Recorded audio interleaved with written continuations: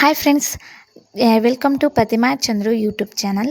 ನಾನಿವತ್ತು ಅವಲಕ್ಕಿಯಿಂದ ಹಪ್ಪಳ ಮಾಡೋದು ಹೇಗೆ ಅಂತ ಹೇಳ್ಕೊಡ್ತಾ ಇದ್ದೀನಿ. ಈಗ ತೋರಿಸ್ತಾ ಇದ್ದೀನಲ್ಲ, ಅದೇ ಥರ ಆಗುತ್ತೆ. ಗರಂ ಗರಂ ಅಂತ ತಿನ್ನಬೇಕಾದ್ರೆ ತುಂಬಾ ಚೆನ್ನಾಗುತ್ತೆ. ನಿಮಗೇನಾದರೂ ಬೇಕಾದರೆ ನೋಡಿ ಮಾಡ್ಕೊಳ್ಳಿ. ಫಸ್ಟು ಅವಲಕ್ಕಿನ 5 ನಿಮಿಷ ನೀರಲ್ಲಿ ಹಾಕಿ ನೆನೆ ಇಡಬೇಕು. ನಾನಿಲ್ಲಿ ಮೀಡಿಯಮ್ ಅವಲಕ್ಕಿ ತೊಗೊಂಡಿದ್ದೀನಿ. ನೋಡಿ, ಇದೇ ಥರ ನೀರಲ್ಲಿ ಹಾಕಿ ನೆನೆ ಇಡಬೇಕು. ಬಟ್ ತುಂಬಾ ಚೆನ್ನಾಗಿ, ನಾನು ಯಾವ ಥರ ಆಗುತ್ತೆ ಅಂತ ಗೊತ್ತಿಲ್ಲ, ಬಟ್ ಯೂಟ್ಯೂಬ್ ಚಾನಲ್ ನೋಡಿ ನಾನು ಮಾಡಿದ್ದು. ಬಟ್ ಸೂಪರಾಗಿ ಬಂದಿದೆ. ಫಸ್ಟ್ ಟೈಮ್ ಟ್ರೈ ಮಾಡಿದ್ದು, ಅಷ್ಟೇ ಚೆನ್ನಾಗಿ ಬಂದಿದೆ.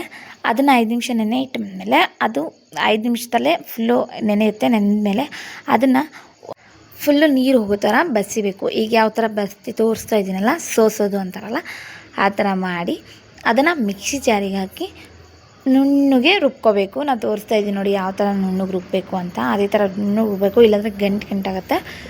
ಇದೆಷ್ಟು ನುಣ್ಣಗೆ ರುಬ್ತೀವೋ ಅಷ್ಟು ಚಲೋ. ಸ್ವಲ್ಪ ನೀರು ಹಾಕ್ಕೊಂಡು ರುಬ್ಕೊಳ್ಳಿ, ತುಂಬಾ ಚೆನ್ನಾಗುತ್ತೆ.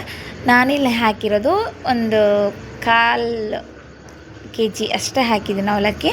ಅಷ್ಟೇ ಸಾಕು, ತುಂಬಾ ಚೆನ್ನಾಗಿ ಜಾಸ್ತಿ ಬಂದಿದೆ. ಫಸ್ಟ್ ಟ್ರೈ ಮಾಡೋ ಸ್ವಲ್ಪ ಹಾಕಿ ಟ್ರೈ ಮಾಡಿ.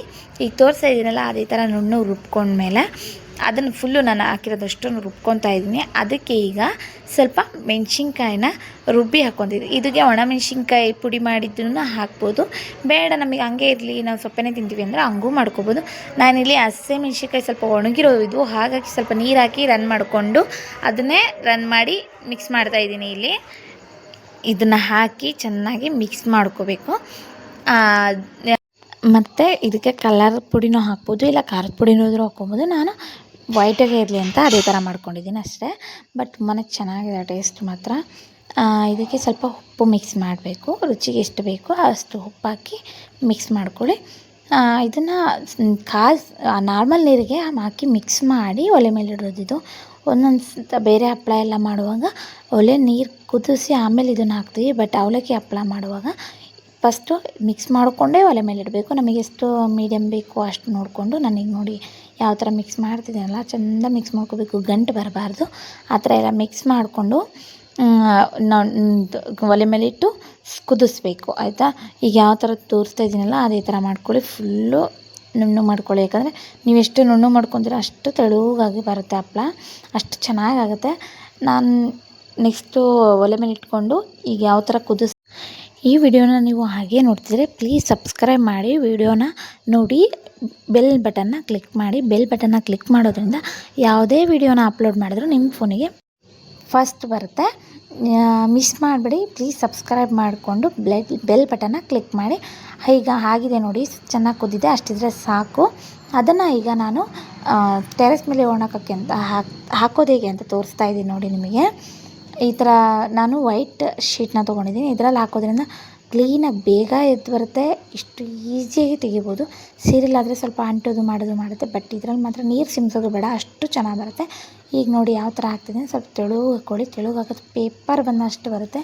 ನಾನು ಫಸ್ಟ್ ಟೈಮ್ ಮಾಡಿದ್ರೆ ಸ್ವಲ್ಪ ಲೈಟಾಗಿ ದಪ್ಪ ಆಗಿದೆ, ಬಟ್ ಓಕೆ, ನಾರ್ಮಲ್ ಆಗಿದೆ, ಚೆನ್ನಾಗಿ ಬಂದಿದೆ. ನನ್ನ ಮಕ್ಕಳಂತೂ ತುಂಬಾ ಕಾಡ್ತಾಯಿದ್ರು, ಅವ್ರು ಹಿಡ್ಕೊಂಡು ಮಾಡಿದ್ದಿದೆಯಲ್ಲ, ಇಷ್ಟು ಮಾಡಿದ್ದು ನಾನೇ ಅನ್ಕೊತೀನಿ ನಾನು ಗ್ರೇಟ್. ಯಾಕಂದರೆ ನನ್ನ ಮಕ್ಕಳಿಬ್ಬರು ತುಂಬಾ ಕಾಡ್ತಾಯಿದ್ರು, ನಾನು ಹಾಕ್ತೀನಿ ಮಮ್ಮಿ.